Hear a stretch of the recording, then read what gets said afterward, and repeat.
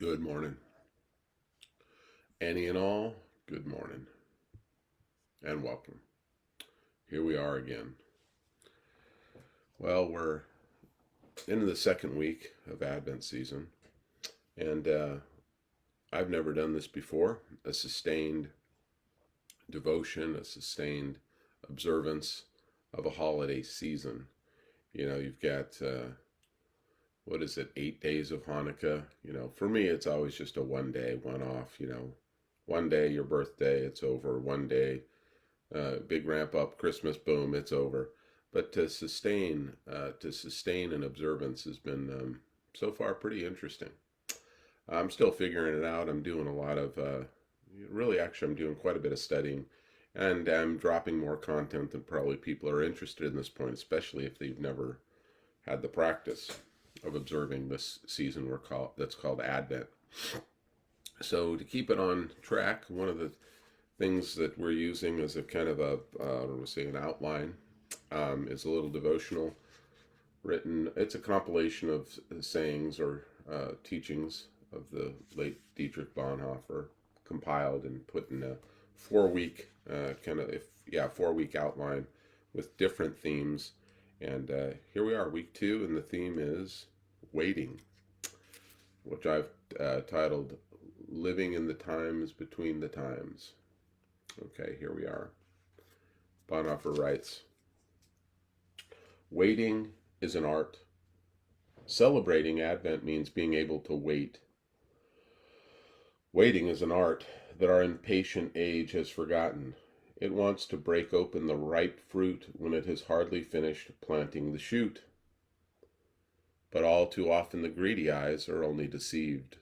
The fruit that seems so precious is still green on the inside, and disrespectful hands ungratefully toss aside what has so disappointed them. Whoever does not know the austere blessedness of waiting, that is, of hopefully doing without, will never experience the full blessing of fulfillment.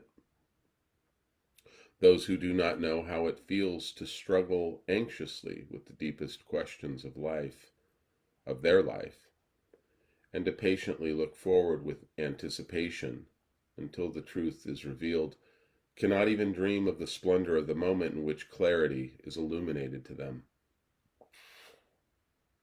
And for those who do not want to win the friendship and love of another person, who do not expectantly open up their soul to the soul of the other person until friendship and love come, until they make their entrance, for such people, the deepest blessing of the one life of two intertwined souls will remain forever hidden." That's a long sentence. It's for those who do not want to win the friendship or love of another person by opening up their soul. For the greatest, most profound, tenderest things in the world we must wait. It happens not here in a storm, but according to the divine laws of sprouting, growing, and becoming. Sprouting, growing, and becoming, these things take time. These things take waiting and patience. And as who was it? Who's the little creature that mutated into Lord of the Rings? He calls himself Gollum and then Precious. And so I was thinking anyway, with regard to waiting and patience, and we don't like that very much, do we, Precious? That's always the line that comes to mind. It's this inner dialogue. The very, very interesting thing to me, by the way, is Dietrich Bonhoeffer wrote this at the early part of last century. It was either in the 30s or in the early 40s when he said that waiting is an art, but it seems, whereas it says here, an art that our impatient age has forgotten. He wrote that almost 100 years ago, or roughly 80 years ago. That he lived in an impatient age. Wow, what does that say about us? It concerns me, I'll be honest. It concerns me not so much because I'm concerned about society. I am a product of this society. Let's not fool ourselves. There's no one here who can escape the shaping that has taken place just in our recent years. What is it? The shaping of the way we use technology and social media? Is it the shaping in which we have gone on to this um, political ideology landscape overload, where everything is being thrust and compressed and shaped, and propositions hit us like a fire hydrant in the face every day about how we should believe and think and feel about this issue and this politician. 2020 has been a time of shaping and reshaping our minds while we sit and suspend much of our activities. 2020 has been a time of waiting. We've heard even the term, this is the new normal. And then there are those of us who are saying, well, that's just kind of that's kind of, what would you call it? A bit of a hack, a bit of a unnecessary or undesirable consolation that, hey, at least we have something normal. It's just the new one. No, we feel the loss. And we won't be consoled that so much of what has been suspended and lost and what is now even deteriorating before our eyes, things like goodwill, things like peace in our nation, things like peace within family members and friends. We will not be told, come on, we can't be told that this is the new normal. What sales, what do they call that? The Madison Avenue genius came up with that one. That's okay, people. This is the new normal. There's so much of what we have done in terms of learning how to talk to each other, using, for example, sales as a matter. So much of that is what I say worthy of a place in hell, rotting in hell. I mean, there are certain things that you can just consign to that wastebasket rather than equivocate it. Oh, but we need sales.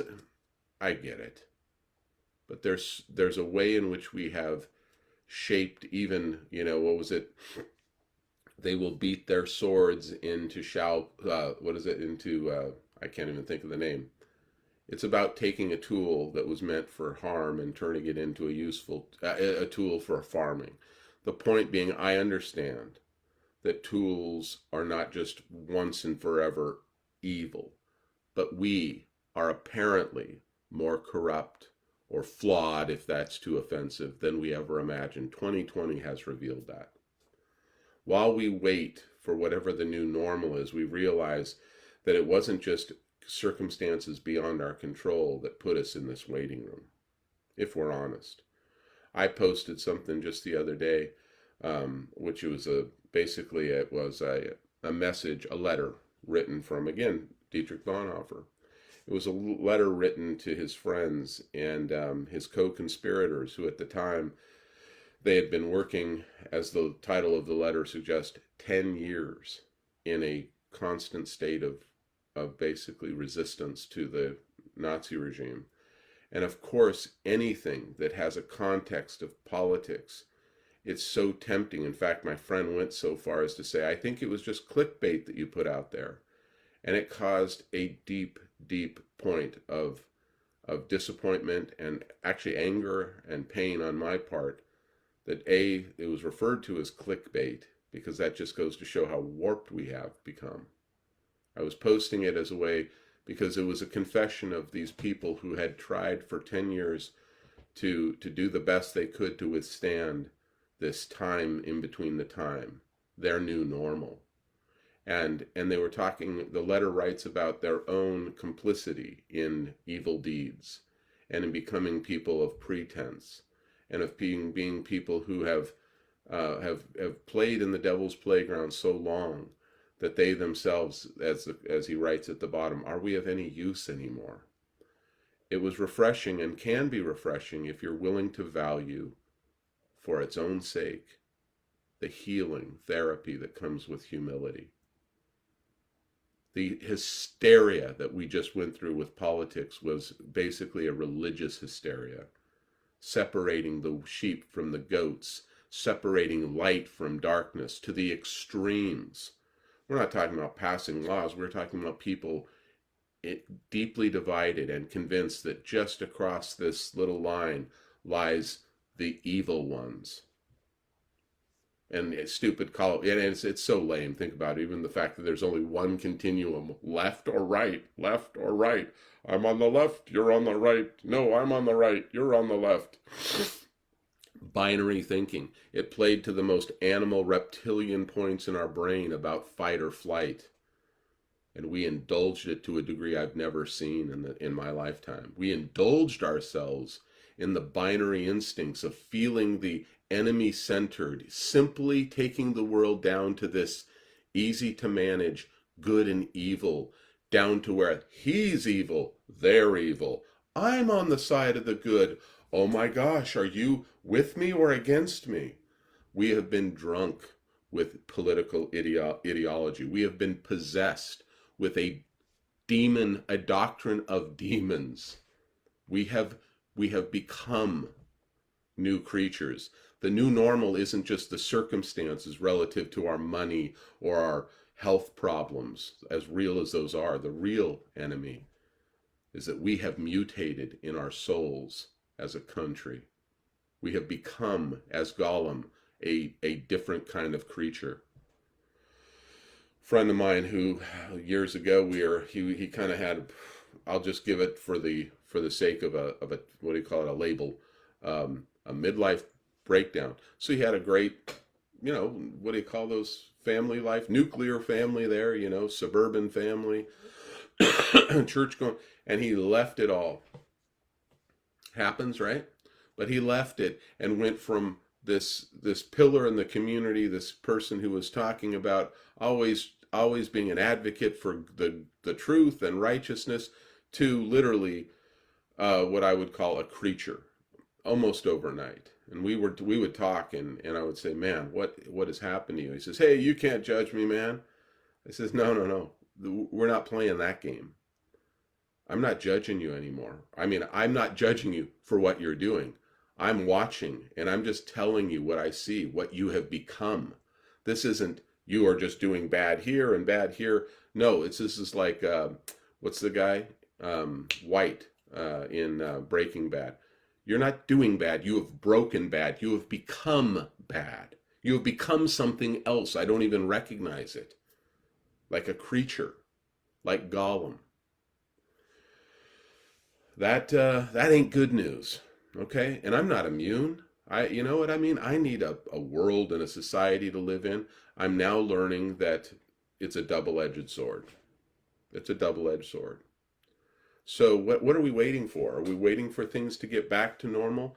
I think like Dietrich Bonhoeffer, when he saw his Western civilization, modern Christian country, turn into an absolute kingdom of darkness, he would write and said, hey, when this is over, there's no pretending. We can't go back. We've seen too much now. And it wasn't just, and I could really kind of go, off on my fuse could get lit here. The people who want to objectify this, oh, it's just the guy with the funny mustache. No, it was a whole country. Oh, it's just the orange man. No, it's a whole country. Oh, not me. I didn't vote for him. Oh my gosh, you're a child. At least we can have compassion on children because they eventually grow out of their illusions. But it's time for you and me to be disillusioned, to be done with our illusions, to get over the fact that I have somehow lived in a world that became hyper-religious in terms of where's the good, where's the evil, where are the good ones, where are the bad ones, as if we were living in some era of the Crusades.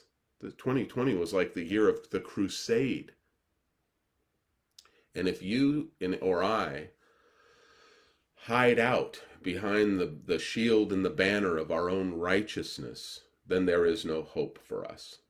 There is no hope for us, because we will not come to the point where we're open to any other wisdom or any other insight, that anything that would challenge our own righteousness. I'm on the side I'm one of the good ones. Yeah. So here's the thing. Advent is the time between the times. 2020 is the time between the times. It started somewhere in April of 2020 and it will end who knows when. But we're waiting. We're waiting. What are you waiting? We're waiting for the vaccine. We're waiting for the governor to say it's okay to go outside again. We're waiting for da da da. I'm waiting to see if the money comes in so I can pay my rent. I'm waiting to see if they'll open up again so my business won't go under. I'm waiting. I'm waiting. We are living in the times between the times. We're waiting.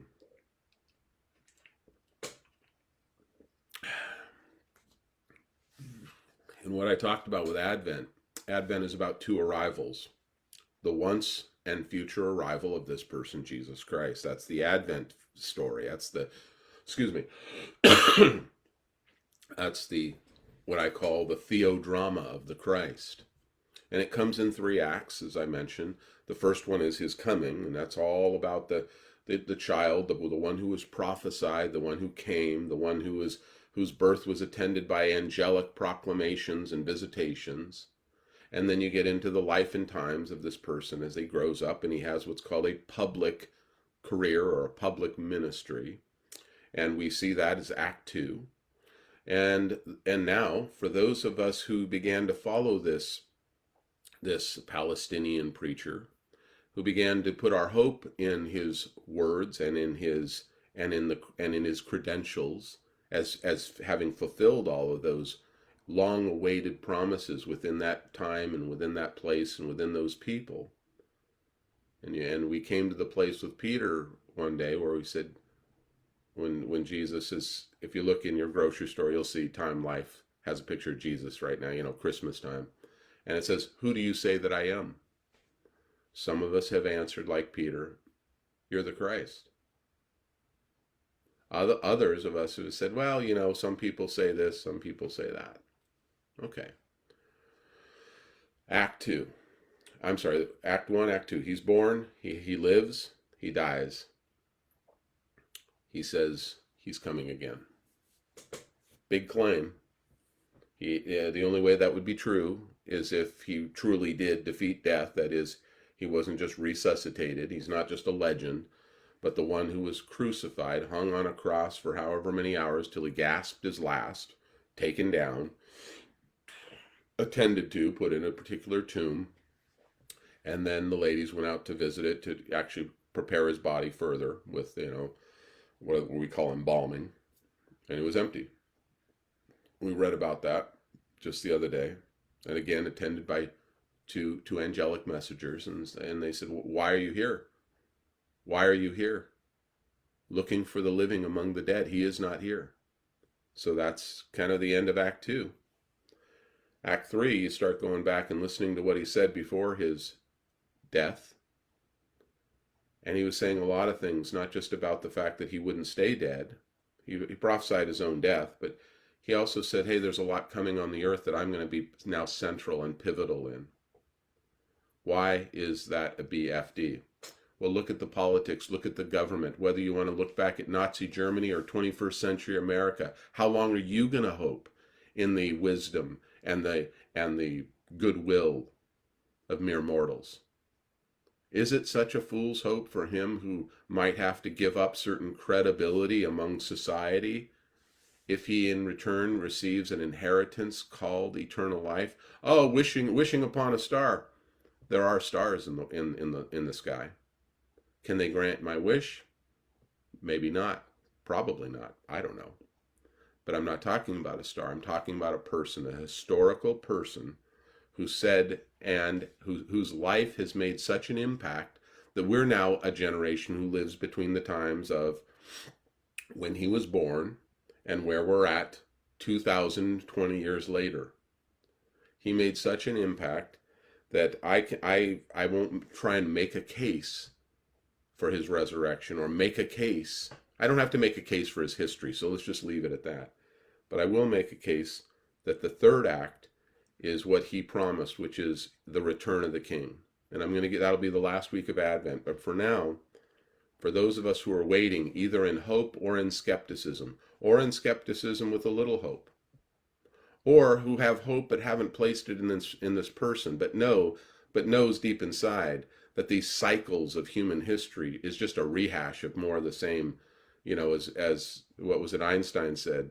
He says, by the time we fight World War III, now it's probably not going to be nuclear like we thought in the 80s. It's actually going to be all this technology stuff and nano and people who have been created genetically to be super killers or modified with, and it's all going to be just dispatched by somebody in the Pentagon with a, remote control. He says by the time we fight the war after that, World War IV, it'll be with sticks and stones. So in terms of if you're one of those people, I'm sorry, I'm coming to burst a bubble that keeps filling up. I don't know where it happened. I think when did this happen? I think there was a time where we really got pretty heady back in the time of what we call the Enlightenment, when we were discovering the book of science, and we thought there's no end to what we can do. And then we had the 20th century. And then there was the hippies, and they're like, there's no end to utopia as long as all we have is love.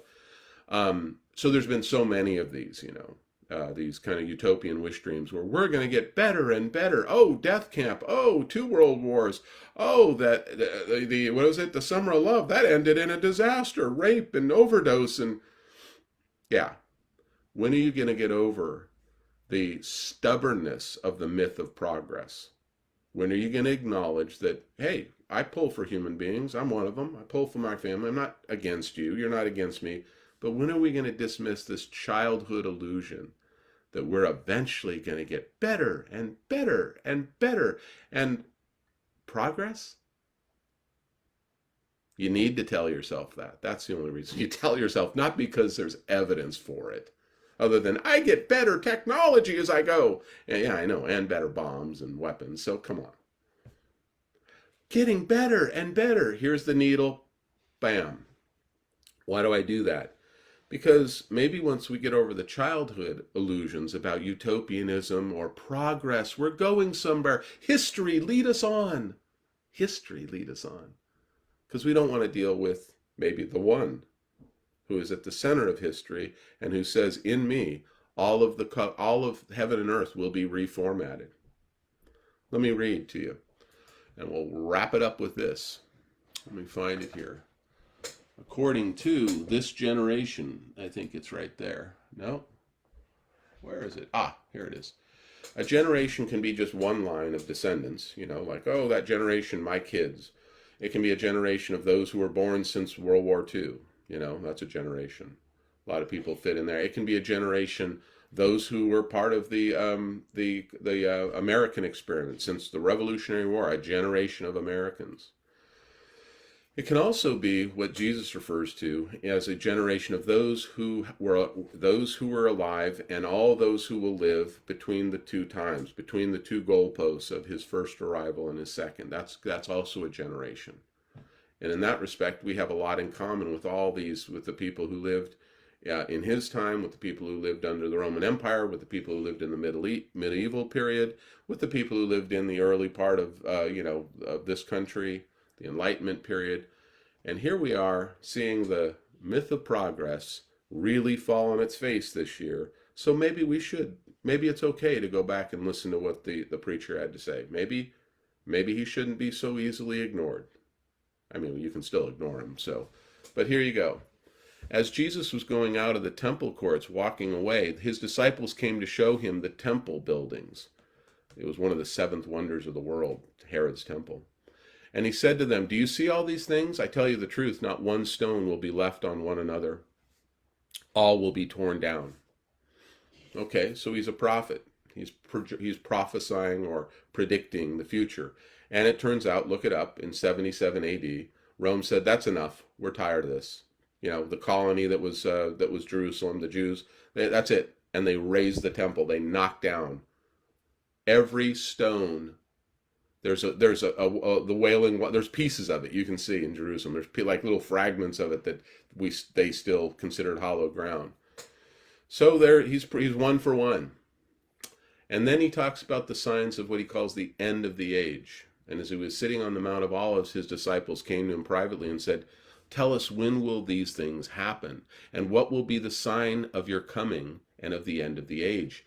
Jesus answered them, watch out that no one misleads you, for many will come in my name and saying, I am your leader, I am your hero, I am the Christ.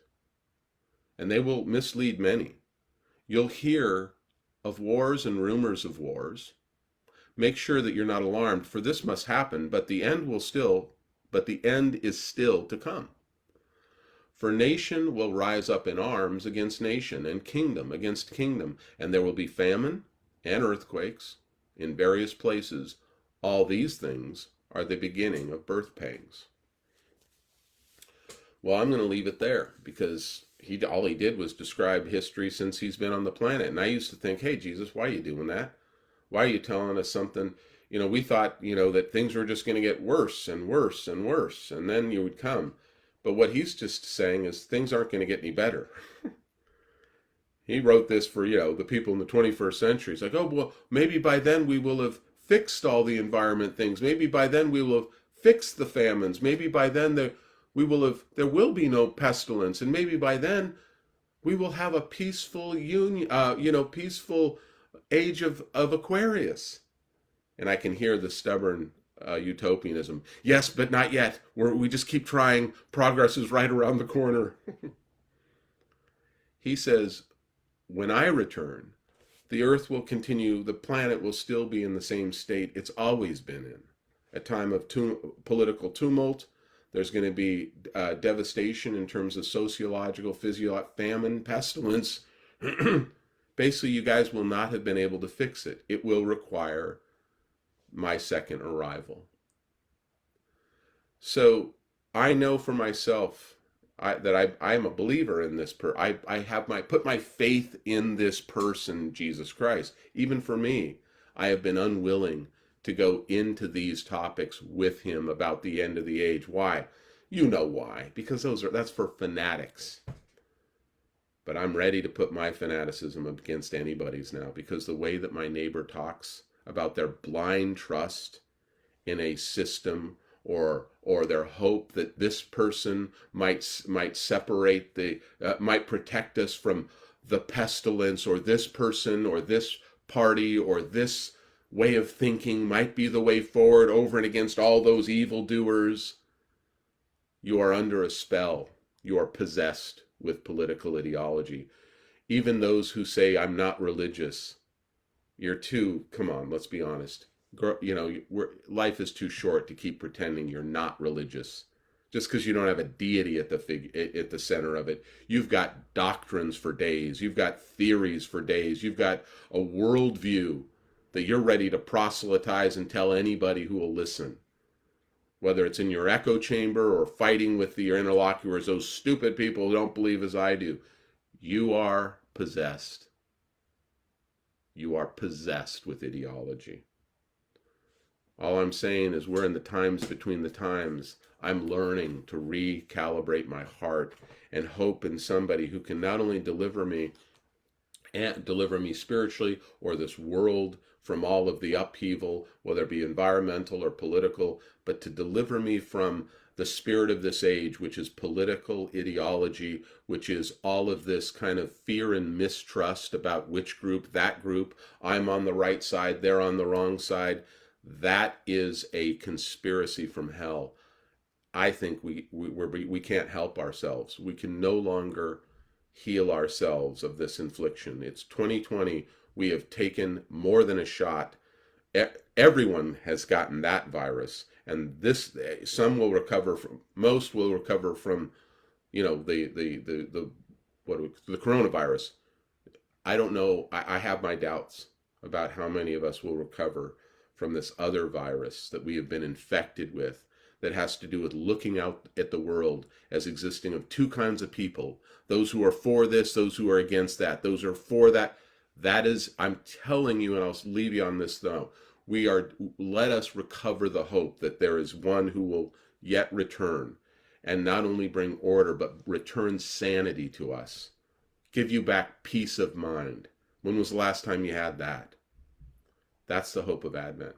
So with that, I'm going to turn and light The waiting candle, living in the times between the times. It's okay to look at and assess how bad things have gotten. Don't delude yourself and say it's the new normal. No, this is Death Valley. We need to be delivered. We need an intervening miracle of God.